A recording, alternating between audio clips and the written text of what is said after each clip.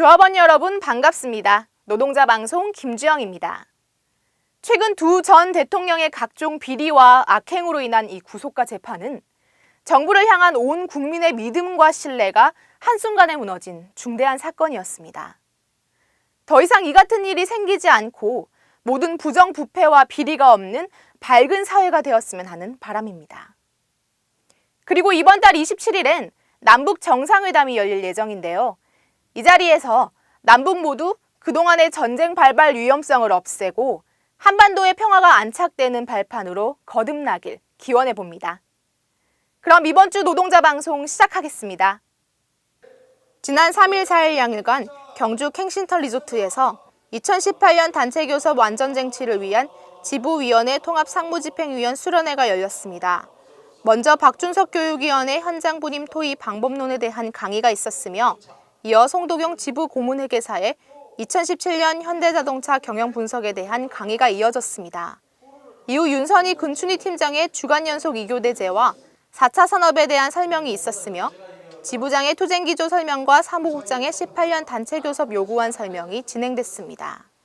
이후 통합상무집행위원들 간의 심도 깊은 토론과 열띤 논의가 이어지면서 수련회가 마무리됐습니다.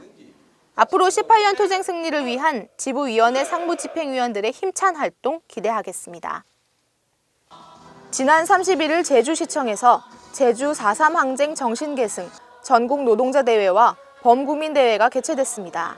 이번 대회는 70주년을 맞은 4.3 민중항쟁의 정신을 계승하고 항쟁의 명확한 진상규명과 미국 책임규명, 제주 4.3 특별법 개정 등 4.3 항쟁의 당면 과제 해결을 요구하기 위해 마련됐습니다.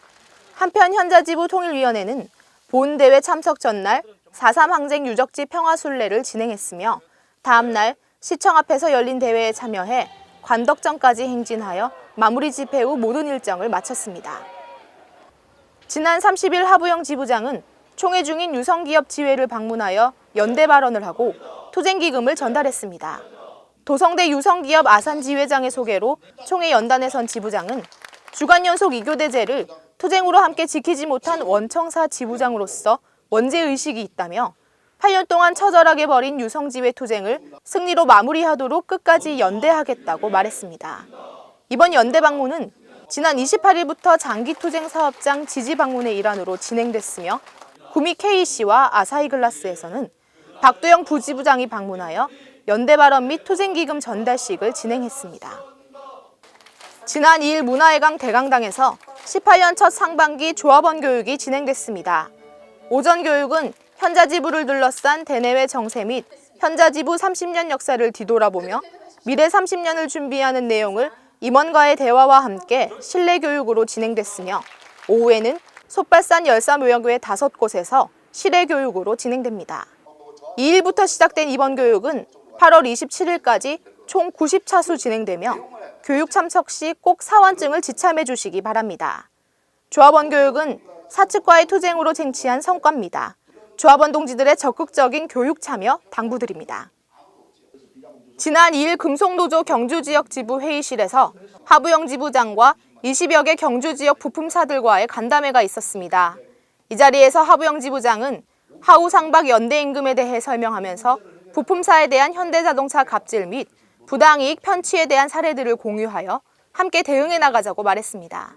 이에 부품사 지회장 및 지부장들은 이번 계기를 통해 전체 금속 노동자들이 인간답게 살 수 있는 현장을 함께 만들어 나가자며 향후에도 현대차 지부와 지속적으로 부품사 간담회를 추진해 나갈 것을 함께 결의했습니다.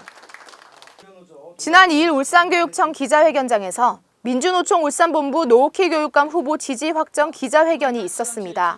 민주노총 울산본부는 이번 기자회견을 통해 오는 6월 13일 치러지는 전국 동시지방선거에서 노옥희 전 울산시 교육위원이 시 교육감 지지 후보로 확정됐다고 밝혔습니다.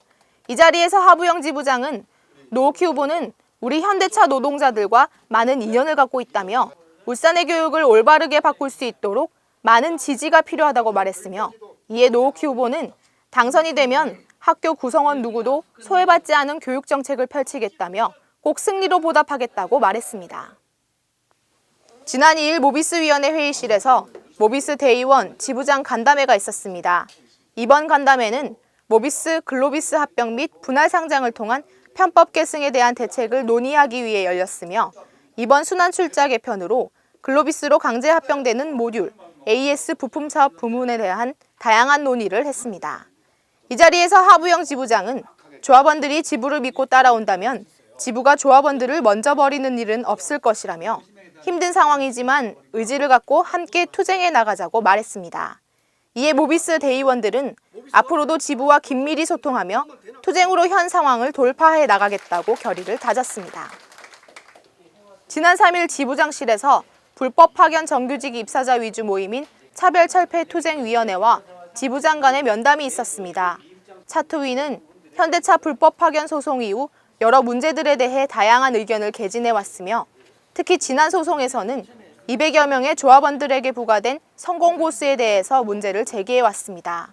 이에 지부는 현대차 지부 고문 변호사인 법무법인 대안과 차투위와의 협의를 주선하여 문제가 원활히 해결될 수 있도록 노력하기로 했습니다.